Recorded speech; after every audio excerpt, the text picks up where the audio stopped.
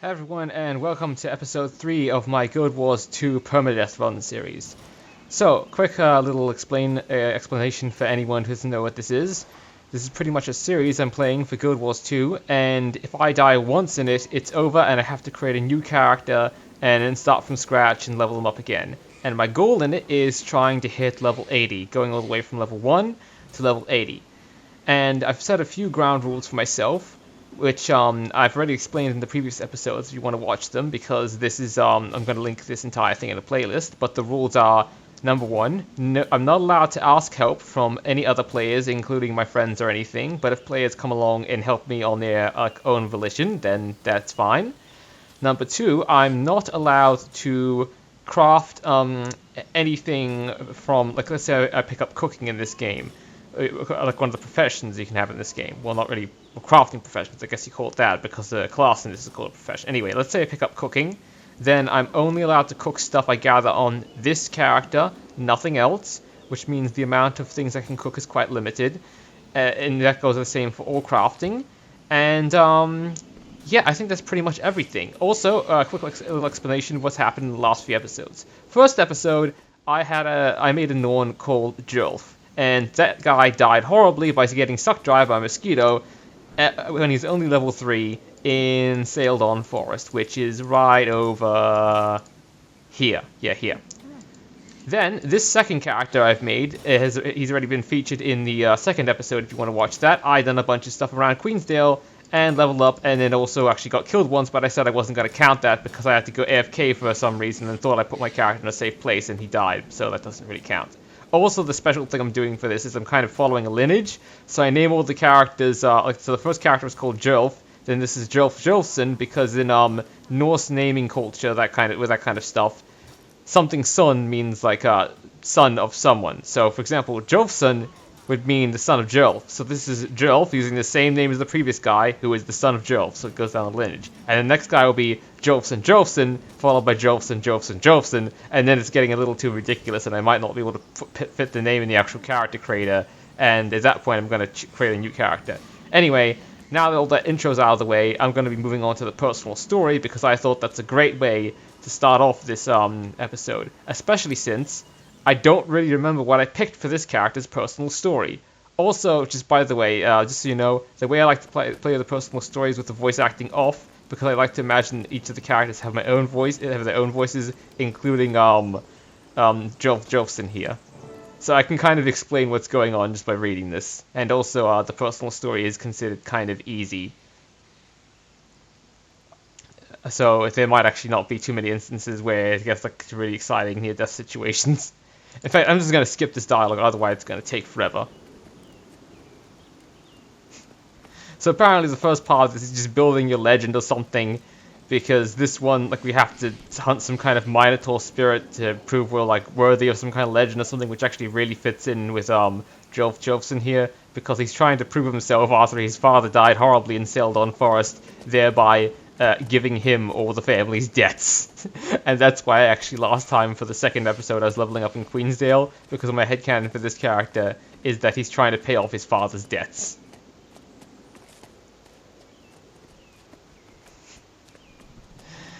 And here I am wanting to get this like kind of show on the road, but unfortunately the NPCs all just walk as slow as ever. The good news is I got a walk button too. So now I can walk as slow as them, while looking at him disapprovingly because he's walking so slow.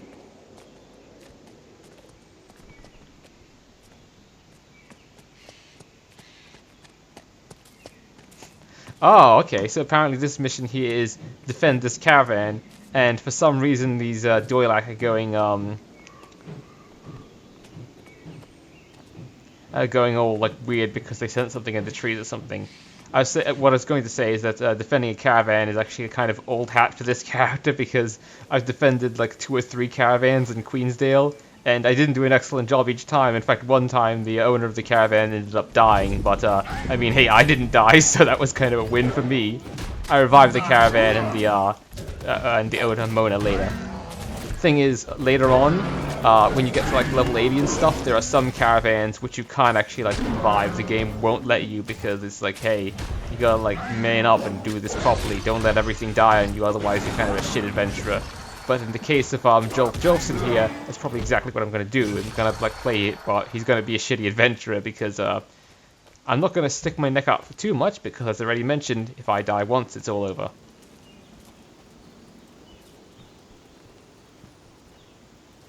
Okay, the reason why I found it a bit funny is because that red bit of dialogue there is just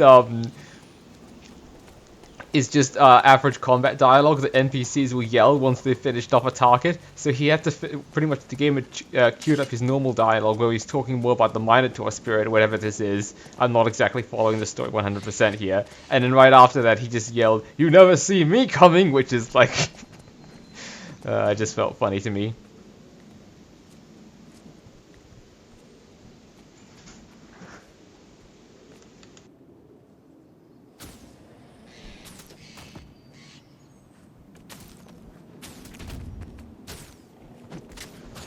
And here he's talking about like, oh look, an entire stampede of Minotaurs. It's only 3 of them. I'm pretty sure there's 3 of them last time. One of them wasn't even a Minotaur calf. So this guy's like, oh no, look, an entire stampede of Minotaurs, and then one's weaker. So that's a real letdown in a, well, kind of a letdown, but also not a letdown because it means they won't have that much chance of dying. The joy lags look like they're dancing. Oh, I love that. Yeah.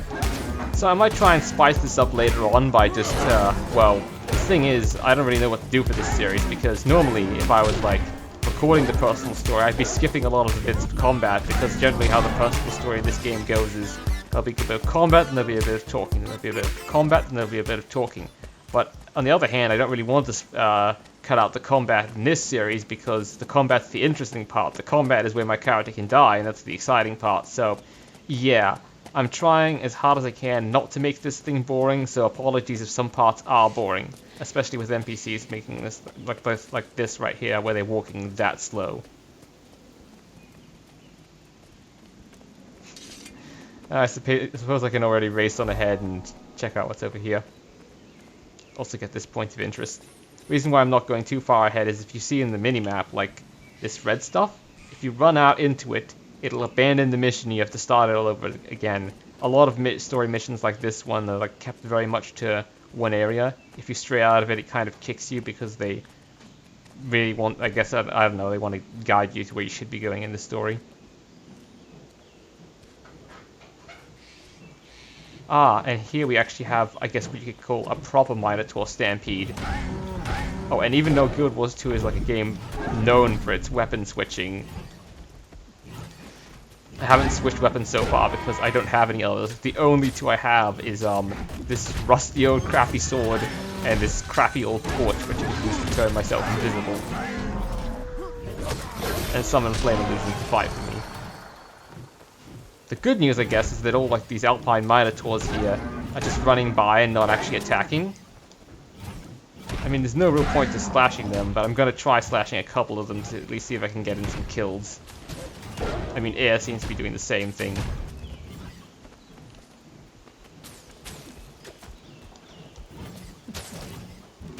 By the way, she's actually kind of a famous character. She features in like a book or 2. And by book, I mean, yes, like real-life physical book. There's books about the lore of these characters, which you can buy on eBay, I suppose, or something like that, and then you can read about them if you want. I don't have any, but I feel like I really should get one soon enough. Just so I know more about the story. Ah, and it seems like that was it. That was all they had to really do, defend a caravan. Now I'm gonna pick the velvet gloves here, because in my opinion they look good, or at least I hope they'll look good. Here's praying we don't get another clown shoes moment like the first episode. Oh good, they aren't. If you're wondering what I'm talking about with like clown shoes moment, in the first episode, there's this part I really enjoyed editing, where pretty much I started cracking up laughing, because, at one point, I, ended up putting on some boots for Jolf, the original character, and they looked completely stupid, and I started joking that it looked like he was wearing clown shoes. So yeah, if you wanted to know what that's about, that's what it was about. Ooh, finally a staff. Yeah, so now I can actually have the ability to switch weapons, and staff's actually one of my favorite things to use as a mesmer. You're able to, well, you know, no, well, not you know, you might not know what you're able to do. So they offer you a number of different things you can do. So you can shoot bolts, which then ping pong off enemies like a ping pong ball. You're able to create a clone, which then teleports you backwards, kind of saving your hide if you're in danger. And then you're also able to create a shield of armor around yourself, which then explodes, dealing damage to enemies. And then last of all, like a field that just does multiple conditions to an enemy and damages them that way.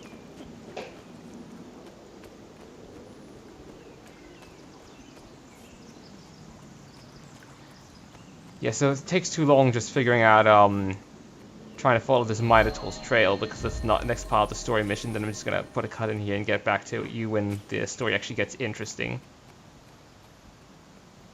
Because right now all I have to do is go up this hill and look at these tracks.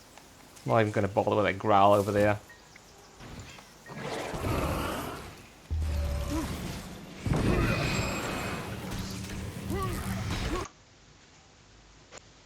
And I'm back. The reason why the recording randomly just jumped forward like that is because I did what I said. I cut forward because, man, following the Minotaur tracks is boring. It was like following a breadcrumb trail, except in that case, maybe even it might be able to like pick up and eat the breadcrumbs, hypothetically speaking. But in this case, it wasn't even that. It was just examine thing. It tells you to go this way. Examine this thing. Tells you to go this way. And now I'm actually at the interesting part where I'm facing these Sons of Svanir. Yeah, the Sons of Svanir are pretty much I guess you could say sexist Norn. So the Norn are pretty much like based off Norse mythology a little bit from Norse culture. Like they take inspiration from that in this game. And the Sons of Svanir are named like that. They have that name because there's this one guy, this famous or infamous Norn really, called Svanir, and something or other happened with him. I don't know the specific details. There's a disagreement between him and his sister Jorah, and then he turned into a gigantic bear monster after being corrupted by one of the elder dragons in this game, one of the big bad evil dragons, Jormag. And because of what he did, and something or other involving a disagreement with his sister, now a bunch of these dudes here, called the Sons of Svanir, started worshipping him as pretty much a messiah, an evil messiah, because they want to grow stronger by worshipping Jormag. I know that was kind of a big, crappy-ish explanation. I'll try and I really should know that bit of lore by now, but at a later part of this series, I'm going to look it up on the wiki so I can tell you the full story, because honestly, what I told you there was just, that was really lackluster and terrible. I'm sorry for that.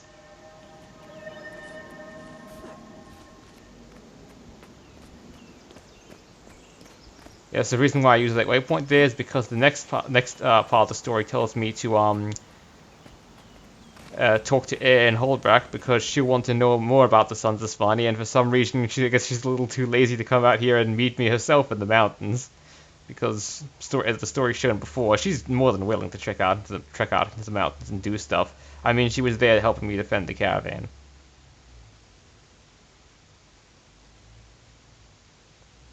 Ah, neat, and she's apparently really close by.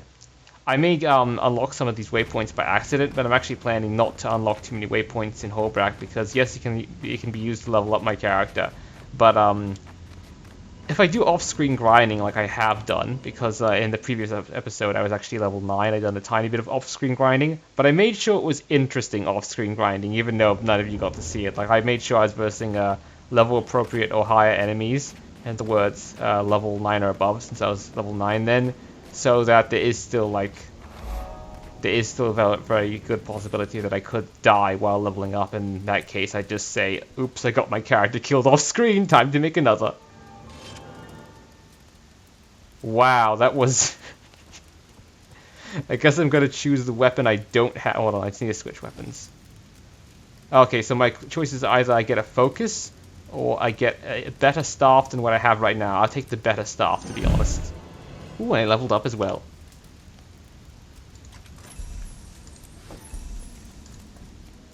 Normally what I like to do is I like to save these bags of goods here for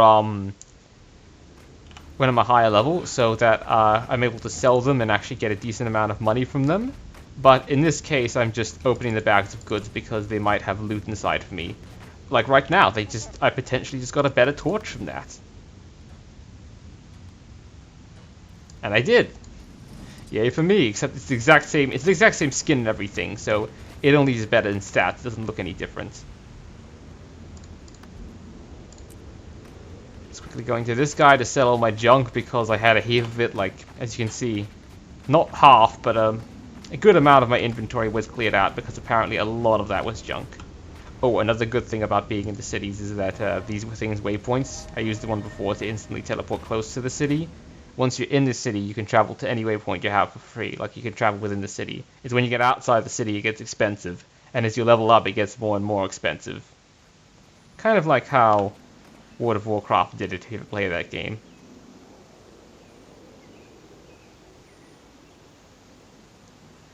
Ah, so apparently the game wants me to go here for the next story mission. And by the look of it, I can get up there by going through the cave I went to before. But that's honestly a little bit of a trek, so I'm going to put another cut in here until I've just walked there, because it's going to be pretty boring seeing me just hiking through the woods. Maybe interesting for some people, but I'm not sure I can keep up a good commentary the entire way through, so yeah, as I said before. And here we are in the next part of the story. I was right when I said that hike would be just really boring. Nothing happened there except for a few minotaurs and stuff. Also, while I was like off screen, I went and leveled up my character a bit and used some of the hero points I found. So if you don't know what they are, hero points are pretty much, well, these challenges you can complete, and when you complete one, they give you a hero point, which you can also get by leveling up. And then once you have enough of them, you're able to unlock new skills. For example, one I just learned is a new healing skill, which is the Signet of the Ether. So the healing skill says here, whenever you summon an illusion, you heal, and also then I think you can activate it to heal more. But I like my current healing skill, so I've kept it. The one skill I did pick though is I can summon an ice worm. I've actually never used this skill before because I haven't really played many Norn, but apparently Norn can summon a little pet ice worm to fight for you. And now I really feel like suddenly chopping it and killing it because I'm really used to fighting ice worms, so having one on my side feels a bit unnerving. It feels like it's going to attack me at any moment now. So apparently you actually didn't need to heal these NPCs. I just started healing them because I thought, oh, if you heal them, they're probably going to like provide me with information. But no, apparently you can just talk to these. Oh. Apparently I could talk to one, I chose one of the dialogue options, so she's actually coming to fight me. I don't know if you can get the guy to fight for you, but oh well, I guess he's just not coming. It kind of also skips through the dialogue a bit, so I'm just gonna assume they're out here because they're camping and having a lovely time.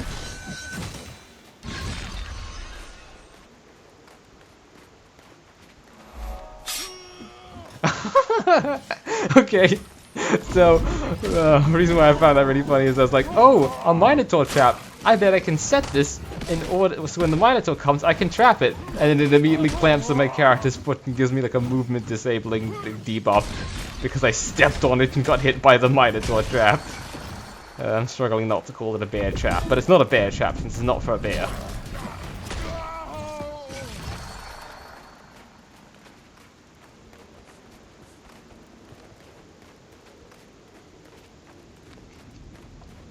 Ah, this is probably where I have to go. I mean, I did it again. I was like, if I edge really close to it, maybe I can go and like deactivate it this time without it clamping on my foot. Nope. Apparently, Jolfson takes after his father and is a bit of an idiot, even though he tries not to be, because he stepped on 2 bear traps now. Yes, I know I'm controlling him, but I still like to, you know, I like to think that the character's actions actually happened in the story. So in this case, Jolfson stepped on a few Minotaur traps. Almost called them bear traps again. And this is unexpected, so I wasn't actually expecting like the Minotaur spirit here to be on your side. I was expecting it to be on the Sons of Svannia's side. But apparently no, it's fighting them and they're trying to like capture it or something.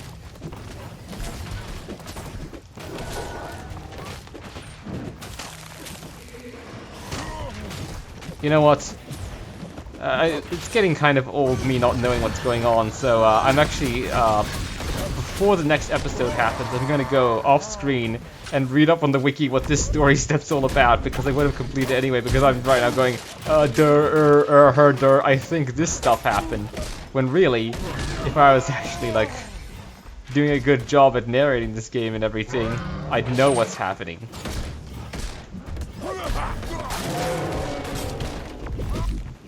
Okay, this is new. Apparently you can kill the Minotaur spirit, and apparently even though it's a spirit, it can also be just revived just like any other thing. Oh, and it even got up just because I killed the Son of Svannia. Interesting. Oh, and that's what he looks like without his mask, by the way.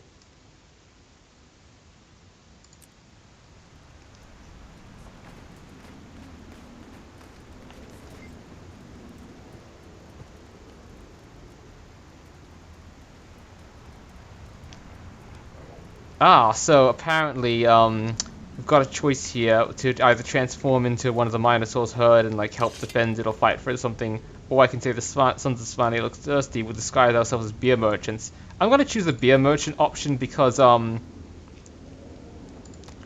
it feels like since Jolfson here is already a mesmer, he'd be good at that. Like mesmers are all about illusions and tricking people, so he'd be able to disguise himself as a beer merchant extremely easy. Ah, and I get another choice of, what kind of piece of clothing I want. There's a neat little trick you can do in the game where if you double-click a piece of clothing to equip it and then equip the old one and immediately equip the new one, it keeps it over your current colors. So as you can see with this frayed cloth shirt, it's got like my like little green, it's got like, these little white bits there adorning it, then it's got these green straps, and I immediately, since I double-click this one, the cream color that was in the middle of it has now become this top bit of the shirt, and this has become green. Sometimes for some pieces of clothing that you wear it doesn't look so good, but in this case I actually like the look of it. So yeah, I say that this is actually a good point to stop the episode, because level 10 stuff in the story, it can go on for quite a long time, and this will also be an excellent time for me to, off camera, read what's happening, so at the start of the next episode, I can actually tell all you viewers what is actually going on story-wise. So tune in next time if you want. Let me know in the comments if you're enjoying this, or if you'd like me to try something else, if you have any suggestions of what kind of series I start, because I'm totally fine with stopping this and starting something else if you're not interested in it. Anyway, enough rambling from me for now. Bye for now, and like I said before, hope you enjoyed this little series and how it's going so far.